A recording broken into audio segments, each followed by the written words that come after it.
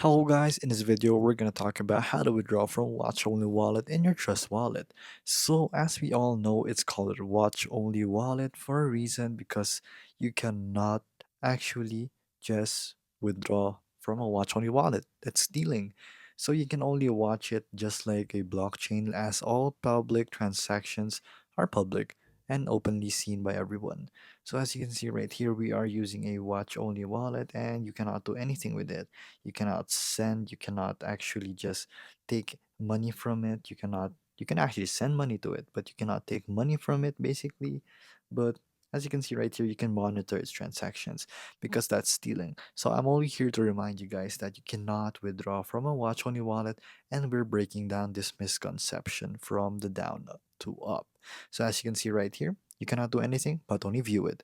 Hence the name Watch Only Wallet. So if this video was helpful, please hit the like button and don't forget to subscribe.